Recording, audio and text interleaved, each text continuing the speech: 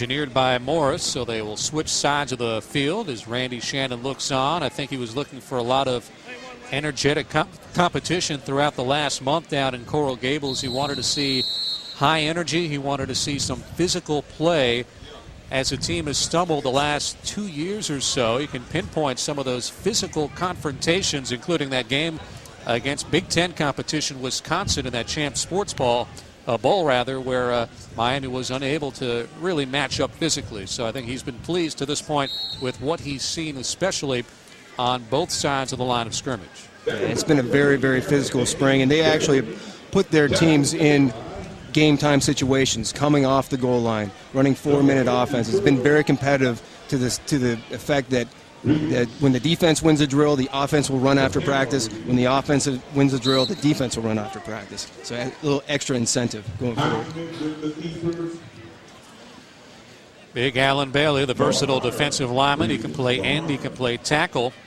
And tackle is what he did for the quarterback, A.J. Highsmith. Again, let's head down to the sideline and hear from Allison Williams.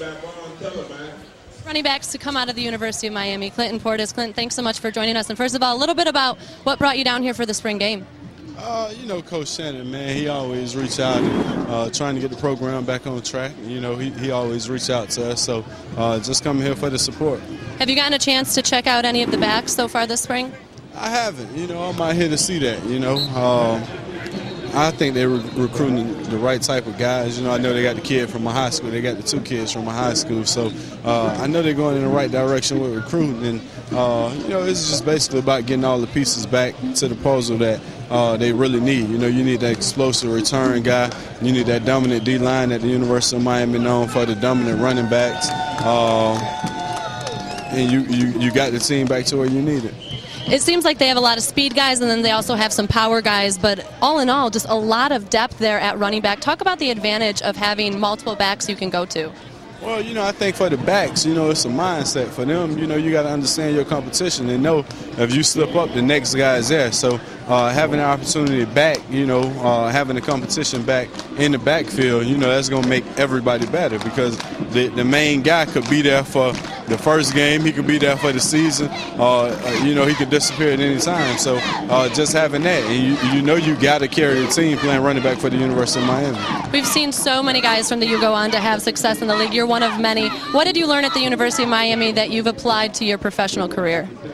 You know, I think this is one of the most important times of your life. You know, it's fun, but at the same time, it's focus. So you need 4 years of focus. You know, if you're good enough, 3 years of focus and determination, then you can get to where you want to be. And I think the camaraderie you build with these guys, hanging around these guys, working out with Swayze, just being part of this family, you won't find that again. You know, you go to the NFL, your roster when you first report, you got 90 guys. You know, that cut down to 53, and you know the next year those guys change during the season. They change, so you don't really build that bond that you build in your college days. So you know, just enjoy their time here. All right, Clinton, thanks so much for your time. Clinton Portis, one of the many great former University of Miami players that are on the field here today, guys.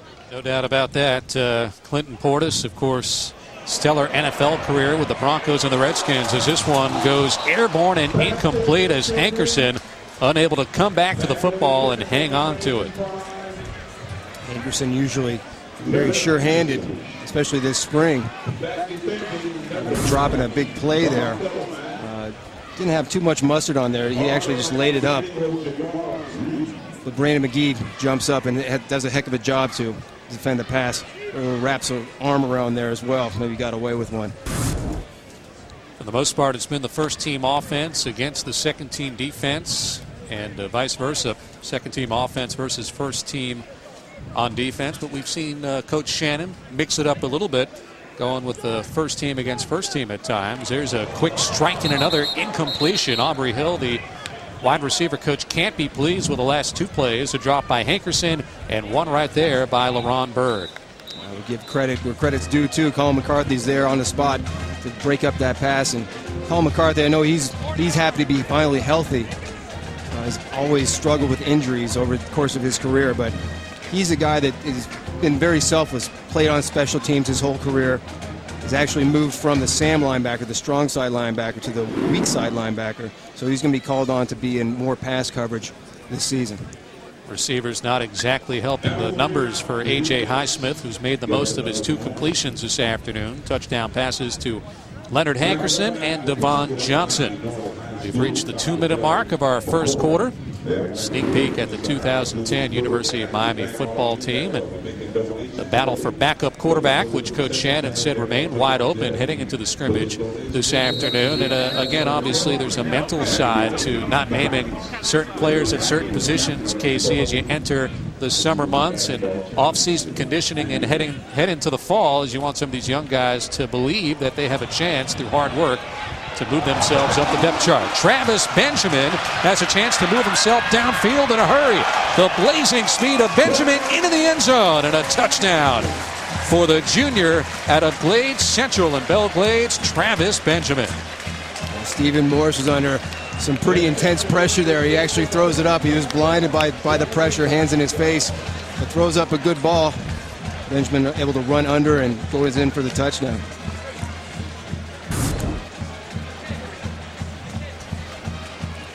Quite a bit of pressure upfield.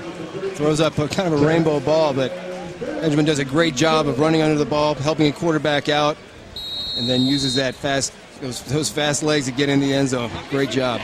Well, Jamal Reed, number 15, and Corey Nelms, number 38, probably re-experienced their lunch once they saw in the open field Travis Benjamin with the football. He is one of those guys on the UM campus that is so hard to keep up with. A football star, a track star as well. 75 yards on the underthrow, and a nice adjustment by Travis Benjamin.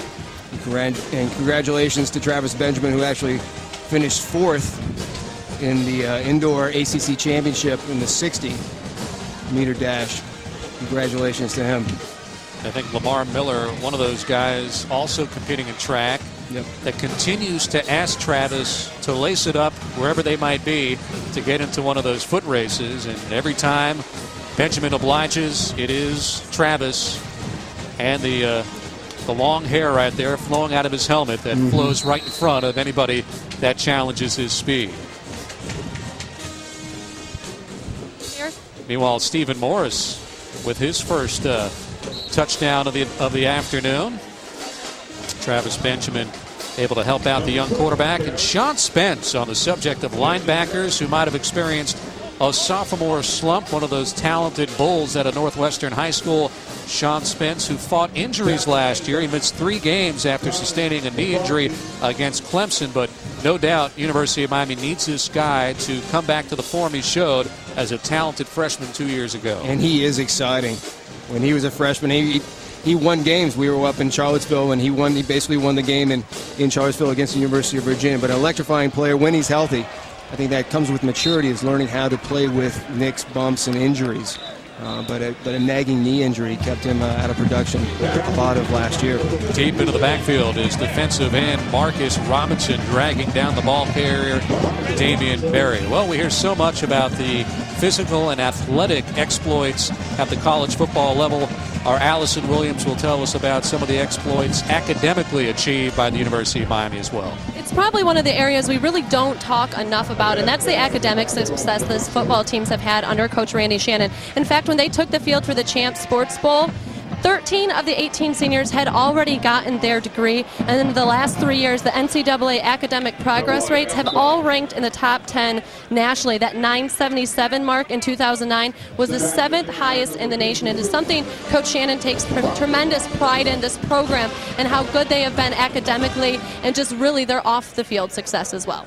Well, a great point by Allison. As the first quarter comes to a close, we'll extend that point and talk a little bit more about Randy Shannon and some controversy taking place regarding his contract situation with the University of Miami. For those of you keeping track at home, 31-4, how we arrived at this point, well, we hope you've been keeping very good track at home. More spring football coming your way after these words on CSS.